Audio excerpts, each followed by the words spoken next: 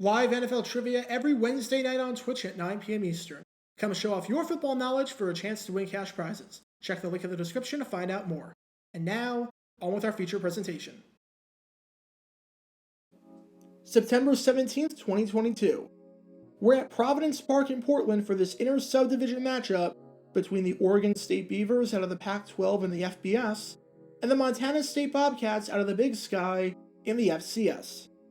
These were two really good teams going at it. Both teams were starting off the season with perfect 2-0 records. And even though Montana State is an FCS school, by no means are they a pushover on paper, as they were the number 4 ranked team in the FCS. We're coming off of a season where they were finalists in the FCS championship, and we're coming off of 2 wins, where they outscored their opponents 103-30. In the end, Oregon State didn't care about any of that, as they absolutely blew the doors off of the Bobcats, winning it by a final score of 68-28. Quarterback Chance Nolan played out of his mind, going 19 for 25, completing 76% of his passes for 276 yards, 4 touchdowns, and no interceptions.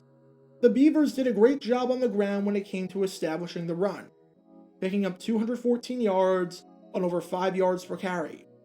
And the pass defense held Montana State's quarterbacks to just a 50% completion percentage with no touchdowns and 3 interceptions.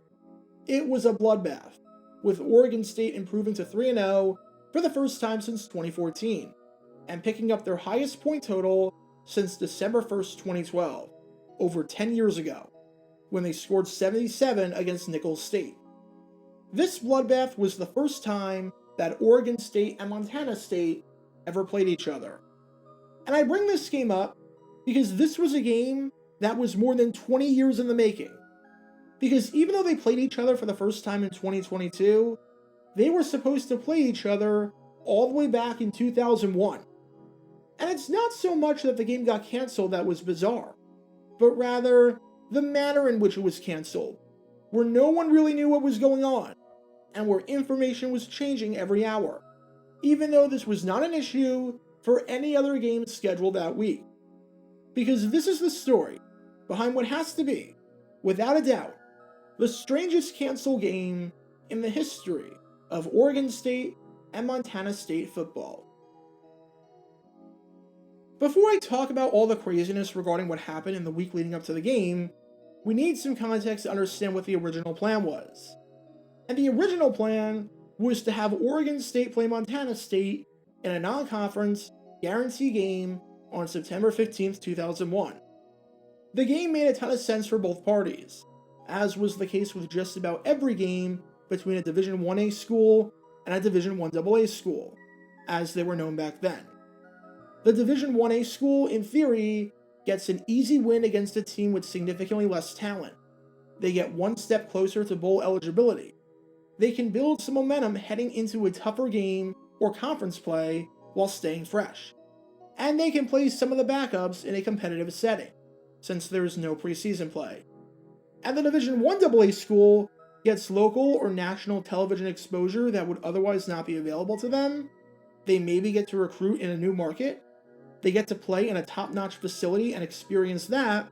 And most importantly, they get a boatload of money that could be responsible for funding not just their football team, but all non-revenue sports. And even though Oregon State and Montana State had never played each other before, the pairing made sense, as Oregon State's head coach was Dennis Erickson, who played his college football as a quarterback at Montana State, and even did a bit of coaching there as an assistant in the early 70s.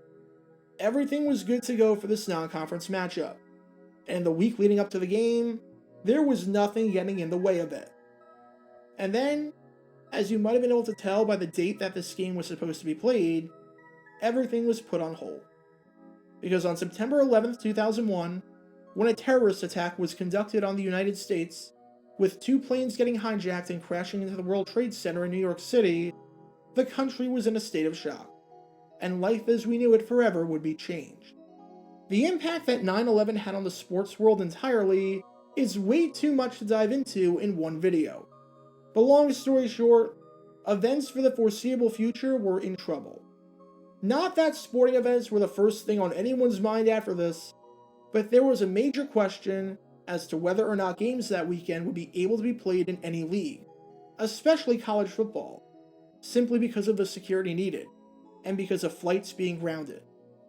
However, it was up to each of the schools and each of the conferences to make a decision on what to do about the games. The NCAA did not come in and cancel all of the games right then and there. If you wanted to cancel, you could, but if you wanted to find a way to play, you also could. However, a lot of conferences and schools on September 11th made the decision to cancel or postpone the games. It would be too much of a risk, and there were too many other factors involved to have the games go on.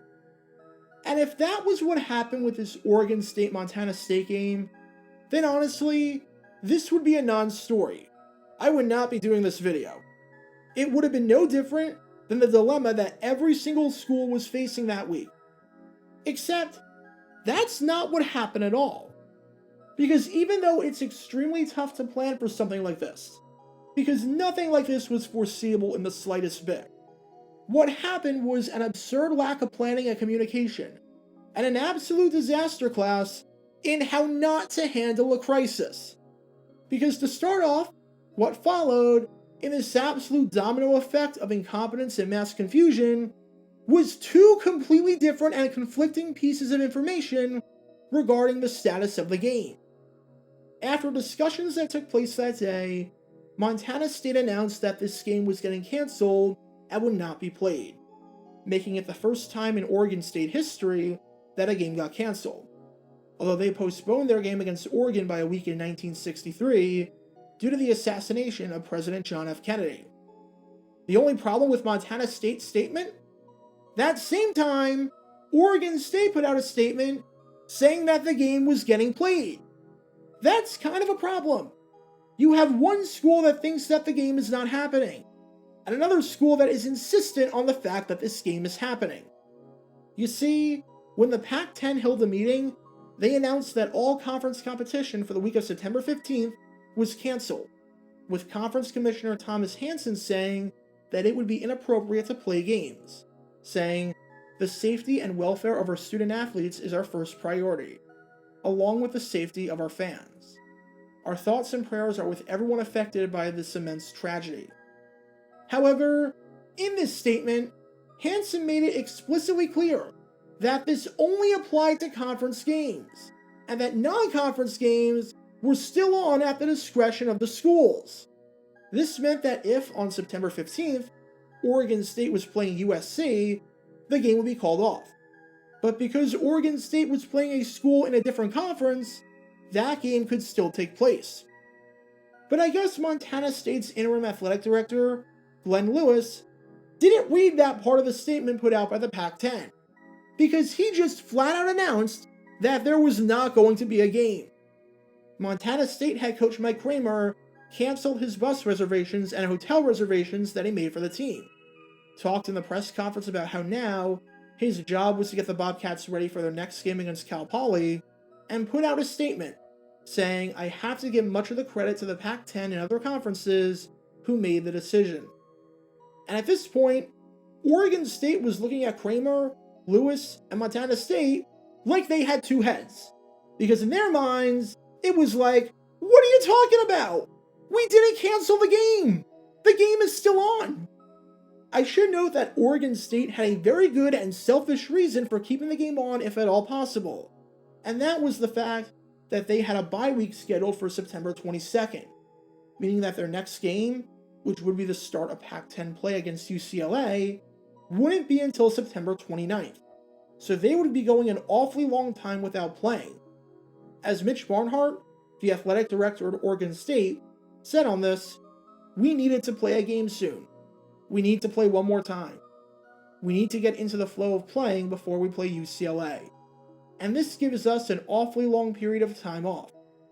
I'm not saying this doesn't give us an opportunity to be healthy, but it's too long of a period of time in between games."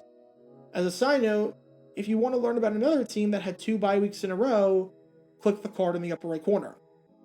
So when September 12th happened, Oregon State's job was now trying to reschedule a game that was still on the schedule and hadn't been rescheduled, and getting Montana State on board with playing the game again. And according to reports, the two sides met for hours, with Oregon State officials still insistent that the game was on, and that they couldn't lose out on this win, plus over $600,000 in ticket revenue, while Montana State officials were insistent that the game was off, especially because now they didn't have hotels or transportation reservations, because now they'd have to bus 850 miles from their campus to Corvallis, which would be very expensive and taxing on the players, and because now the coaching staff had to do a complete 180 and get ready for a game that they had stopped getting ready for. But finally, after lengthy discussions, the two sides agreed that the game was back on. Montana State would now receive $200,000 for playing this game, which was the largest payout in school history, and everything would be good to go for September 15th. Now you might be asking yourself the obvious question: why not just postpone the game to a different date and save yourself all this trouble? And the reason why was because postponing the game would have been just about impossible with the way these two teams and their schedules lined up with each other. Oregon State didn't have another open date until the week of November 17th, and you couldn't move the game there, because that was the same day that Montana State was scheduled to play Montana in their annual rivalry game. You couldn't move the game to November 24th, because at the same time, that was supposed to be when the Division I AA playoffs started. Granted, no one thought that Montana State, who was 0-11 the previous year, would make the playoffs. But the regular season was over, so you couldn't do it. I should note that a few weeks later, the NCAA made the decision to push the playoffs back a week, so if that information was available at the time, then this would be rescheduled with no issue whatsoever. However, it was all or nothing. The game was either going to be played this week, or it wasn't going to be played at all.